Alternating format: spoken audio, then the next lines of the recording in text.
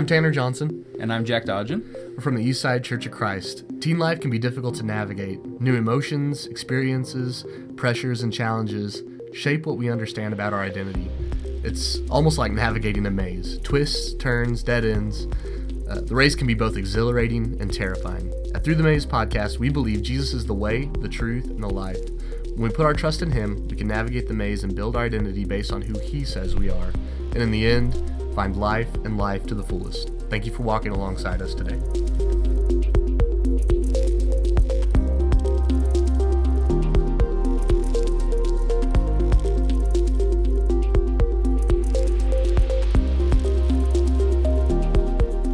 Hey everyone, welcome back to the show. Glad you're joining us. Today we're going to be talking a little bit about peer pressure. And speaking of peer pressure, I've got my minister friend, co-host here, who I've peer pressured into joining me today. Yes. For the show. How you doing, Jack? Turns out I'm a bad example. Get peer pressured very easily. Right. Got Jack here. How you doing, man? I'm good. Enjoyed the first episode. I think others did as well. And let's keep the train rolling. Yeah, sounds good. Do some more. There's a cliche saying that goes with peer pressure, and it has to be said whenever you're talking about it. You know, you have the whole statement of your mom saying, if all your friends went and jumped off a cliff, would you do it too? I'm kind of in the camp of it depends on how many have jumped first and how many survived, and how many... How big's the cliff? Right. I read a story about sheep, by the way. Oh, yeah? And cliffs. Yeah. That sheep, they're stupid. Yeah. And they'll just run off. Right. They'll run off the edge of a cliff. But I read a story about how enough sheep ran off the cliff first that they cushioned the fall. Oh, nice. Of back sheep. Maybe that's something to consider with this question. Right. Okay. Yeah. How many people are jumping? That's right. Will it cushion my fall? Yeah. Check on the pile down there first. Okay. Yeah. That's awesome. Okay. So yeah, we want to talk about peer pressure. It's a very prevalent issue. 85% of high school students report having felt peer pressure at one time. There's this idea that goes with peer pressure that 28% of kids say that giving in to this pressure helps them move up a social ladder, and there's only 10% of kids that say that peer pressure has never influenced them ever. Which sure, right, okay. Whatever. But we see peer pressure all over the place, and one of the craziest places that is most out there is these ridiculous TikTok trends. I got a list of some of these here that make me hurt when I listen to or when I hear about them. Yeah, that's probably right. We should be very clear that in this list to follow, we are not giving the okay on any of these. Absolutely the opposite. Don't do these or we'll make fun of you harshly. Maybe the cliff thing, but definitely not these. Yeah. So one we had here happened last Halloween. It was the glue-on vampire fangs challenge, where people took some type of super glue and they glued these vampire teeth to their teeth. So super glue is not supposed to go in your mouth. That's not where it goes. No, it's not where it goes. It's not what it's about. This one really hurt me, thinking about this one, the corn cob challenge. And basically what you do is you take a corn cob and you attach it to one of those spinning drill bits. So it's little gun things, that you push and it does the drill. Yeah. And it was kind of having that cartoonish type effect where, the corn's going real fast and, you're just knocking them all off. Yeah. It gained most attention whenever the singer Jason Derulo actually chipped a tooth doing this. Yeah. Do you know any Jason Derulo songs? You a fan of his? I'm not. I'm trying to... What You Say or whatever, isn't that him? Yeah, I think so. What You Say, yeah. Yeah, he probably wasn't saying good things. No, yeah. Corn does go in your mouth. Corn does. The drill doesn't. Corn does. Yeah, the drill does not. That's right. There's a theme here, and I don't like it. Yeah. That's. Next one that I looked up that was one of the top trends is the pee your pants challenge, which is exactly what it sounds like. I did that one. Oh yeah. I was 3. Oh yeah, but you should have videoed it. I've been there. Yeah, you should have videoed it and put it online. This went viral. I guess things have got really slow during lockdowns and stuff. It's hey. It's going to video this and pee go pants. for it. Right, yeah, it's going to do that. Okay. This one is actually one that I've heard from our high school group. The kids have talked about the bathroom challenge at their schools where there are kids that steal soap dispensers and water fountains, fire alarms, air dryers, and other things throughout the school. They're just grabbing stuff, taking them off and going. It's yeah. Okay. It happens, but I don't know what you're gonna do with one of those once you have them. No, but also, that's a crime. yeah, And you're very filming yourself doing it. yeah, that's not smart. Don't do that. Yeah, so so be careful, be aware of that.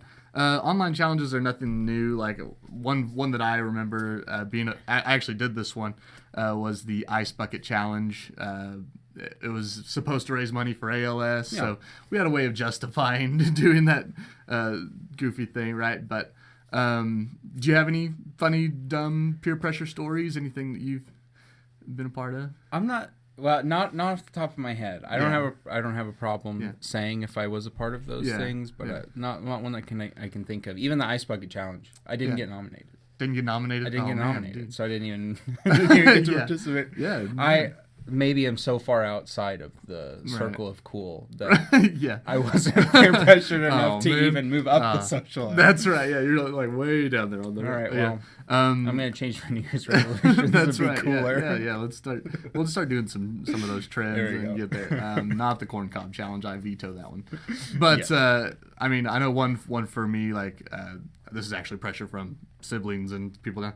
Was the star tripping. You ever hear of that one? No. It's like you go outside and you. Well, maybe I shouldn't be like advertising these. Don't do this. But like, don't do this. I'm sure it's damaging.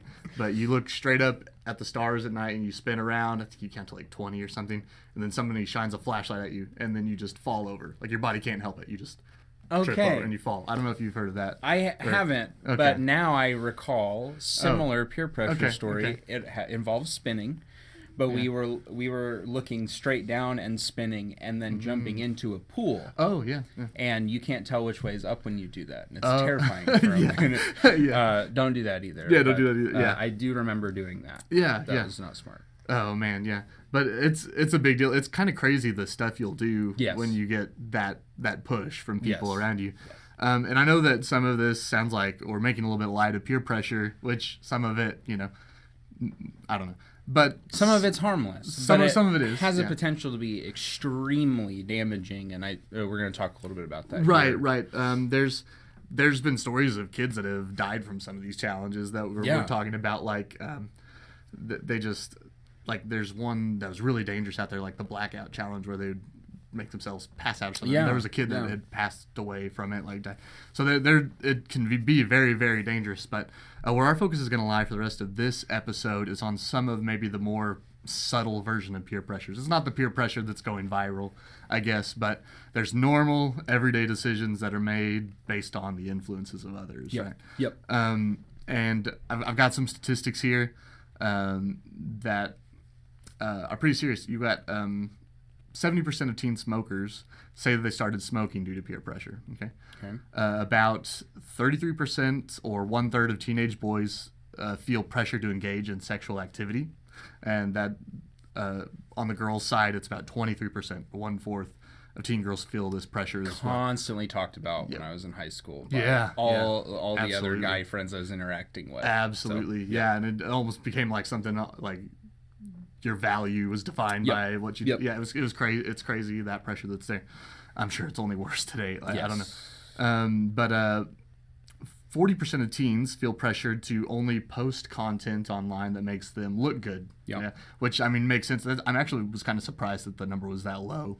When I looked at like 40%, like I'd figure that's probably more than that. But I mean, that's what the stats say. Anyway, sure. This one was kind of scary to me. Teen drivers actually, their risk of death rises by 44% when another teen is in the vehicle. They are 2.5 times more likely to take risks when they're behind the wheel. I mean, I kind of attribute this to probably just trying to impress their friends, doing something risky. And then it bumps up to 3 times more likely to take these risks when there are 2 or more teen passengers in the car. Nobody's leaning over to dad in the front seat going, check how fast this bad boy can go. That's right. It's only with your buddies on the, that's fine, country road, nobody's going to get hurt here. Right. Yeah, shoot the gap. It's, for sure. 1 in 3 teens have had 1 or more alcoholic drinks before the age of 15. That's about 3 in 5 have it by the age of 18. So there's that pressure for the alcohol pushed on teens as well. 2,500 teens a day abuse some type of pain reliever for the first time. A third of the respondents, they report that they felt pressured into at least trying them. So there's that, they've attributed to pressure from others. So if you take that number, 2,500 a day for a year, that's more than 900,000 in a year have tried some type of pain reliever for the first time. A little bit on maybe like the less deadly note, I guess, is we got 41% of teens are pressured into being mean to others. Sure. They feel the pressure of doing that, and then 44% of teens are pressured to lie, steal, and cheat or cheat. So some crazy statistics there, but pressure is always right there. Everywhere. Yeah, but it isn't always negative. I mean, we do want to look at the negative so that we can think about, there's some pretty serious consequences of giving into pressure like that. But it's not always negative. Maybe you get pressured into trying a new sport and you end up loving it. Like, you never thought you could do that, but you end up loving it. You get pressured into reading some book or something and you really liked it. Or you get pressured to go into some event where you meet a new friend and then you become close for it. There's things like that. There's always these ways that you can be encouraged or pressured into doing the right thing. Maybe if you're talking on like the spiritual level, church level, you have friends that want to push you to grow closer to God. You start a Bible study together, or you read scriptures, or whatever. There's positive ways of doing this, but community has influence is the point, and that can be used it could be a tool used in a very bad way or a tool used in a very good way. It's not something that we're going to avoid entirely. It is a tool that exists. It's the way our minds work, and so trying to figure out, okay, how do I determine the good influences versus the bad influences and follow there? Right. Bible says a lot about this. Oh, for sure. Yeah, well, as we get into our scriptural applications, we're going to start off talking about being wary of negative influences, that we need to be aware that that's out there.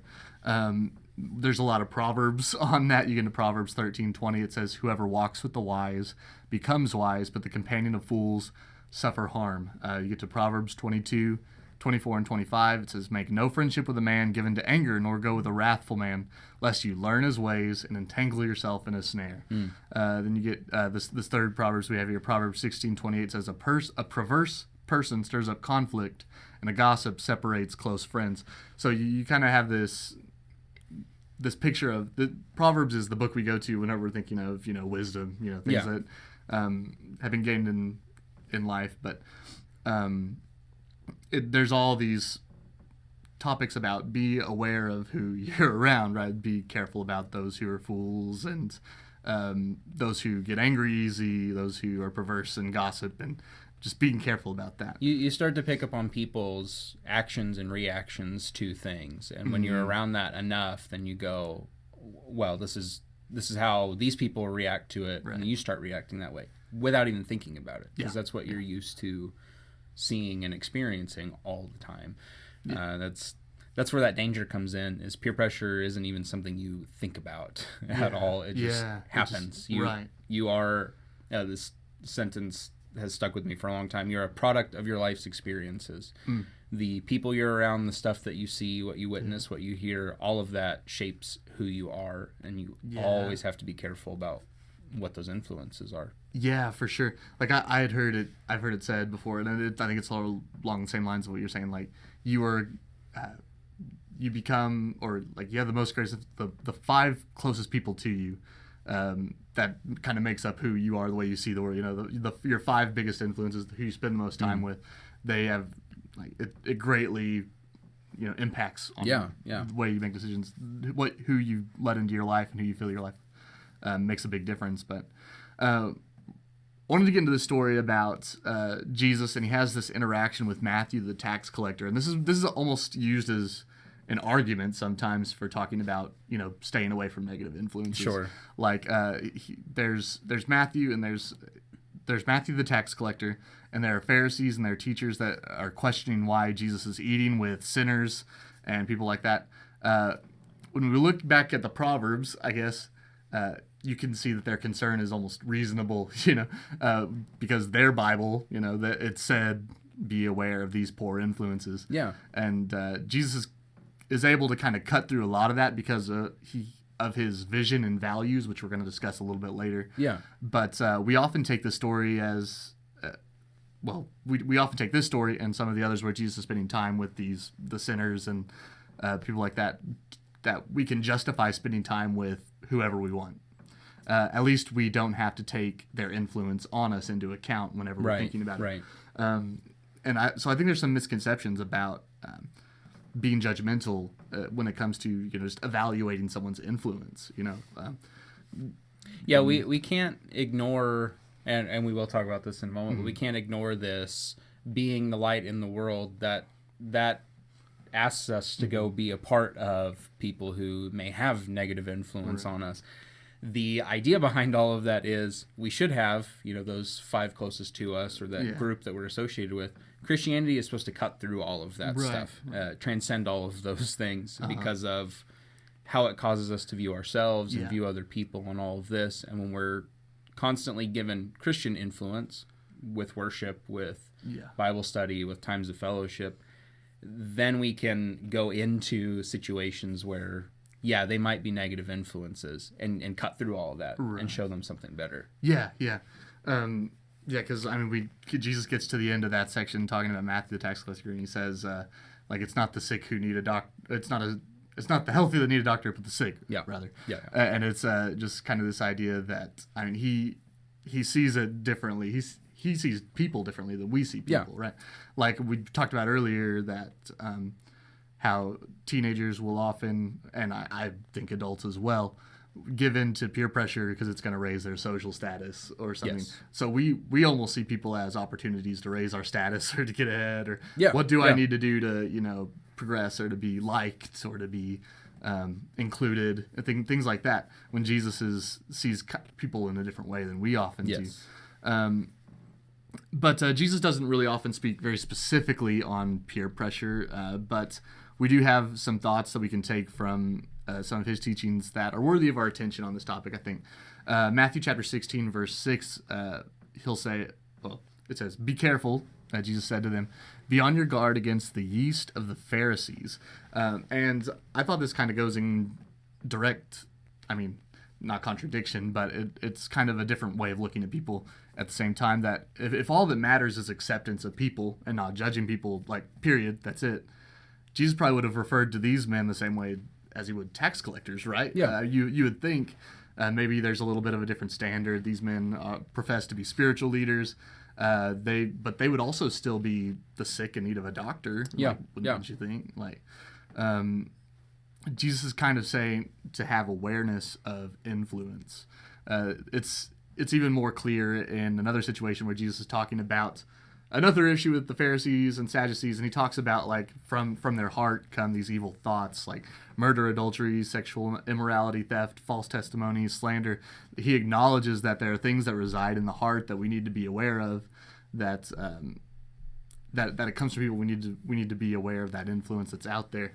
One of these things with with the Pharisees and Sadducees is they know their text better than everybody else, but they're using it in a way to, we'll say, negatively influence people. They may be quoting scripture, but then they're twisting those things all out of control, and so you have this very harsh reaction from Jesus because it's a fair reaction. Right. They're taking God's word and messing it all up and causing people to, at another part of the gospel, be told, look, people are going to be condemned because of your teaching. You're making it impossible for them to follow God. So that's why you have Jesus being so harsh with them. Even though they are very much sick too. And need of healing. But I think there's also something, the verse that's very core to this idea of peer pressure and the way we need to look at our influences is Matthew chapter 5, verse 13 that we're looking at today, and that's in the Sermon on the Mount. It says, "You are the salt of the earth, but if the salt loses its saltiness, how can it be made salty again? It is no longer good for anything except to be thrown out and trampled underfoot." In this sermon, we're kind of called to be agents of influence in the world. Salt is effective when it's applied to something bland, right? There's a loss of effectiveness when it becomes like the environment around it, everything else that's there. There's this need to be diligent. Being diligent is not just, well, we need to be diligent. Sorry, excuse me. It's not just about fitting in with the worldly things around you. You're not supposed to fit in with the worldly things around you. We're supposed to be something different and better.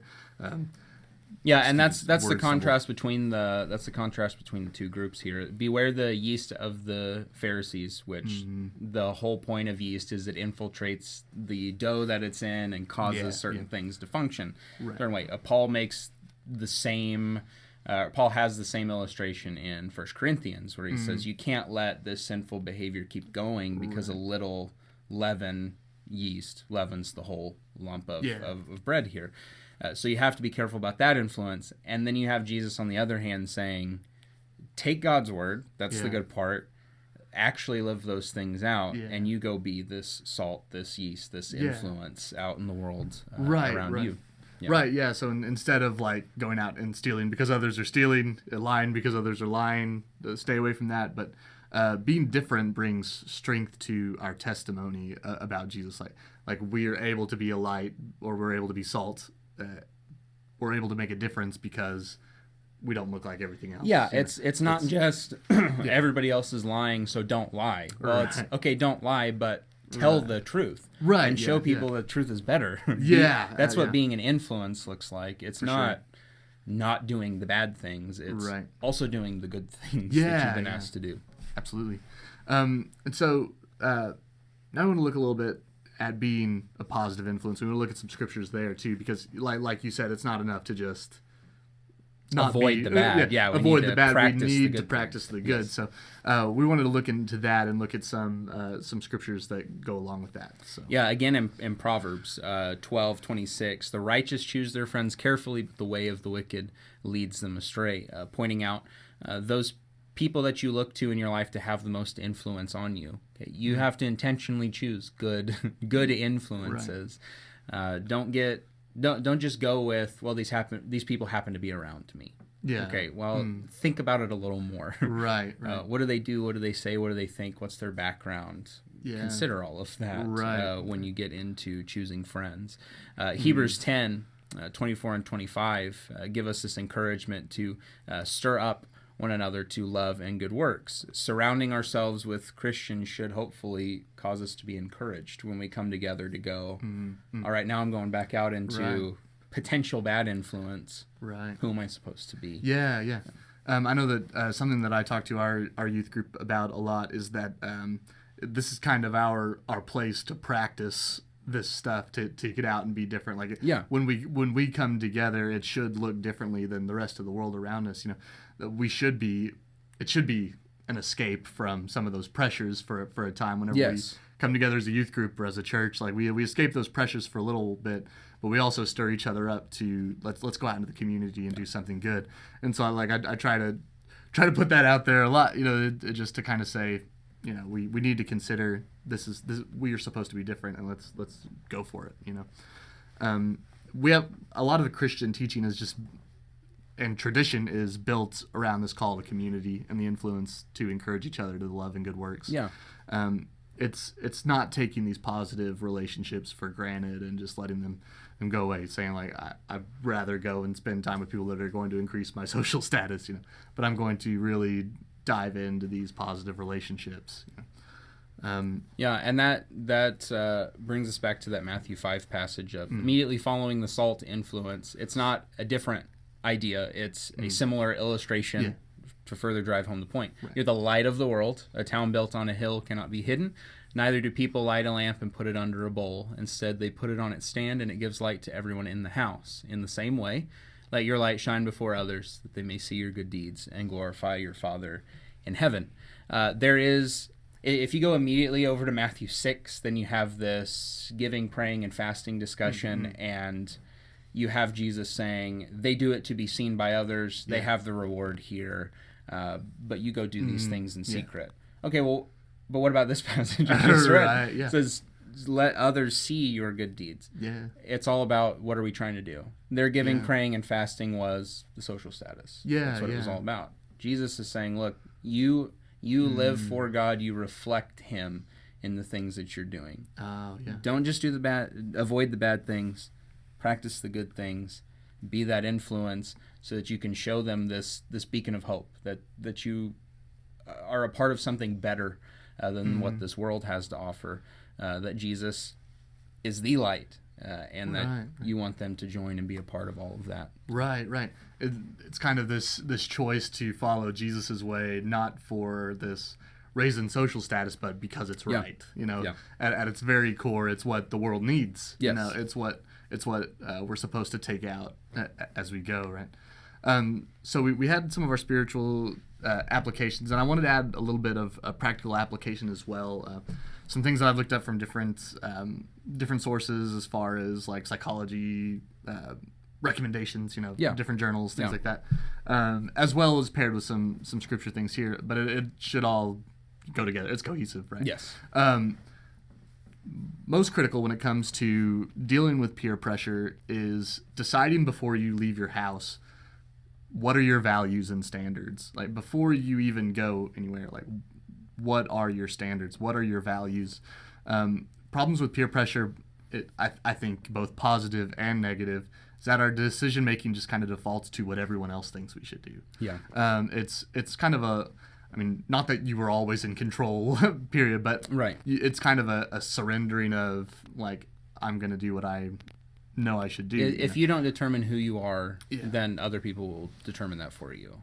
You have to know who you are in response to God making you, bearing His image, and how you're going to do that. Otherwise, you're just going to go with the flow. Sometimes it's good. Going with the flow is good, but in this case, going with the flow, depending on who you're around, may end up being a very bad thing for you. Right.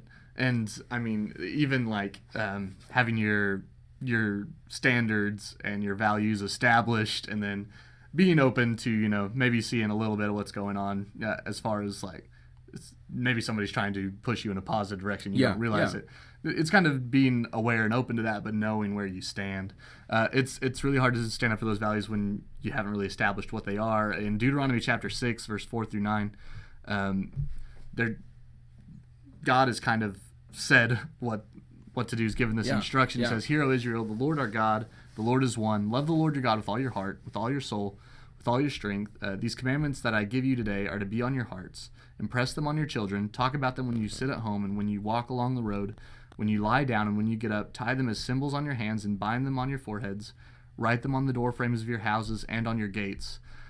Jewish parents were given this instruction to make it abundantly clear in every opportunity that they had that just every opportunity what their family was about. And it's about like when we're walking on the road, you're talking about God. Whenever you are like when you're sitting at home, it says when you sit down, when you get up, whatever you do, you need to be sharing this. And so the question for us to reflect on then, is it abundantly clear what you stand for?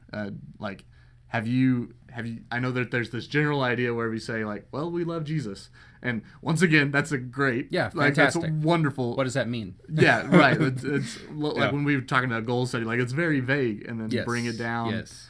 Have you sat and thought about it? Like we spoke about writing our goals in the last podcast. Maybe this is somewhere to sit down, like pull out that journal that I recommended, and start writing down some things. Maybe it's during a devotional time.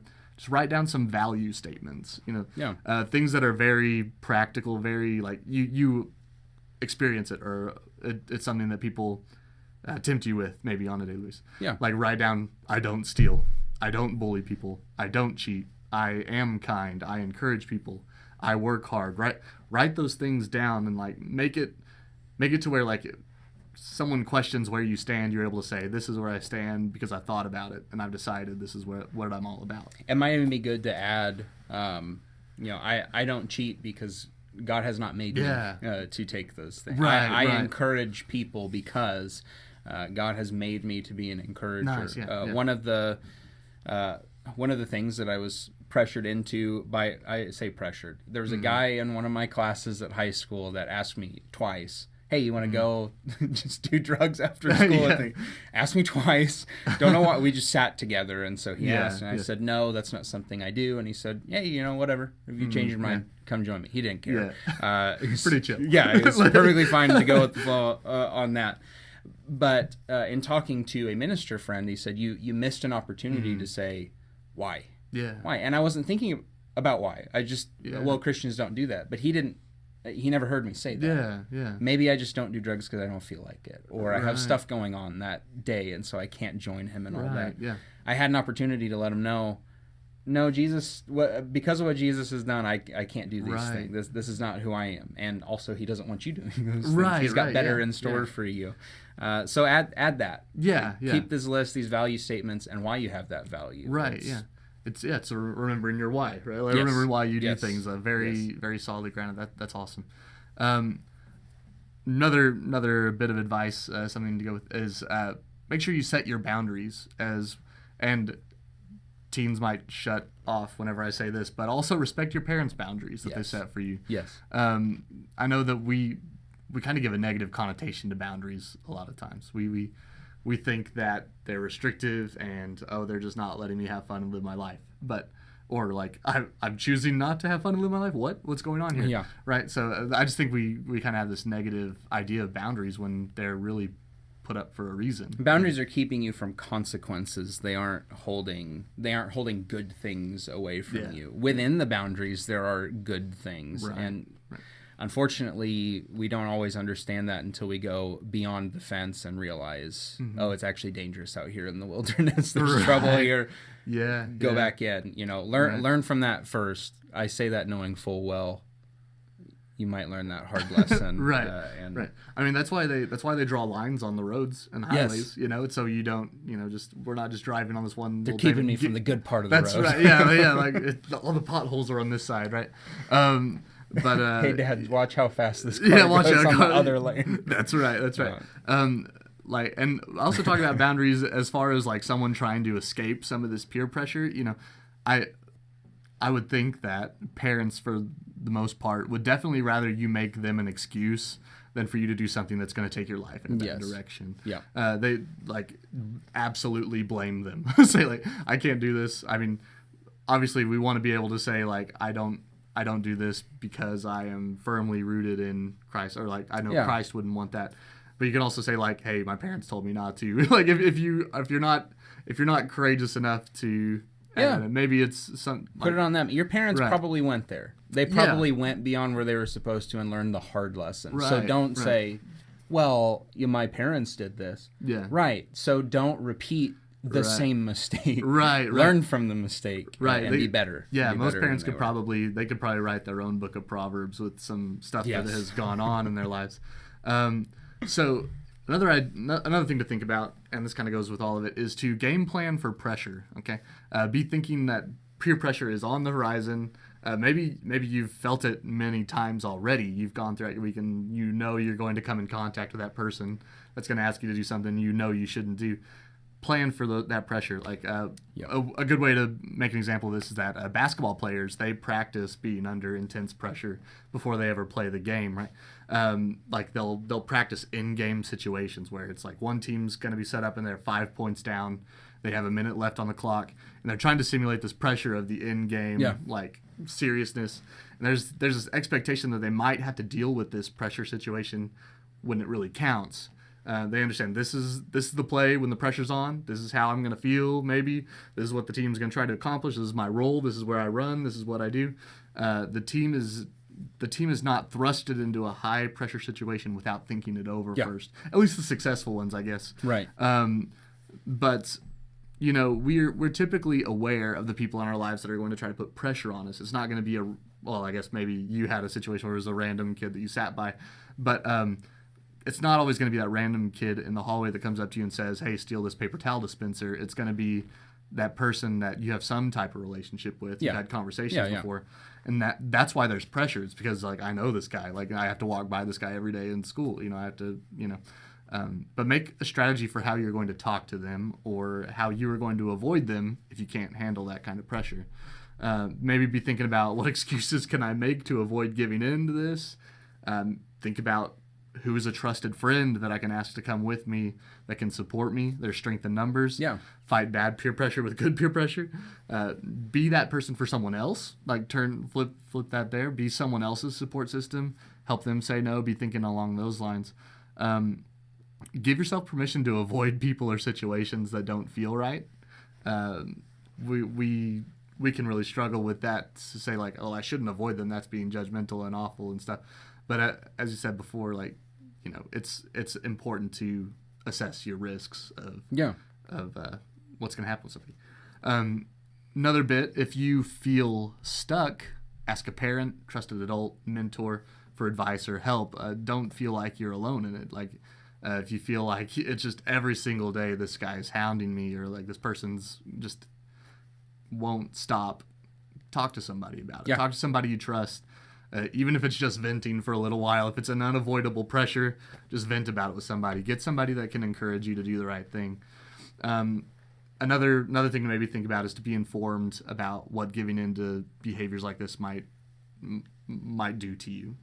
If I give in to these pain relievers for the first time, what's going to happen if I get hooked, and where am I going? Like, if I get into a car with these other friends of mine and I'm reckless, like, what's it going to do to my life if I'm in a wreck, or if someone in the passenger seat, doesn't make it if I hit somebody head on, a lot of these short-term pressure things that we're pressured into are going to have long-term consequences. And so try to, the trouble, or the trick is thinking about the long term and not the short term. Absolutely.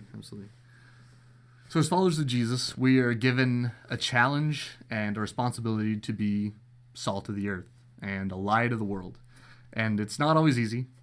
There's this belief that if we follow the crowd, we're going to attain status, we'll be popular, we won't be left out, or we can avoid being a victim if we just go along with what everybody else does. Salt and light have this in common. In order to be effective, they have to be different than the environment that's around them. They also have to infiltrate that environment from time to time. If we constantly give in to negative influences, we begin to blend in with the hopeless, dead-end spiral of these worldly pursuits. And Jesus provides hope. Jesus provides purpose. Jesus provides the love and meaning that we're all truly after, and really what we're trying to find through giving into this pressure and stuff like that. What's cool is when we resist the worldly pushes to take over our lives, we get to be that beacon that shares all that Jesus is. We get to share all that Jesus is offering to the world. Yeah. So, know your value in Him. Absolutely. Be a positive influence. Surround yourself with positive influences, and that'll help you with peer pressure. It'll help you get around the negative side and into the positive. Absolutely. So that's going to wrap up our podcast for today. As always, share it with friends. Tell them about it. If you want to do it. Yeah, that's what. Do it. Yeah, do some positive peer pressure. Go be salty. We are. I think that's all we got today. Thanks for joining us. Yeah, thank you for being here.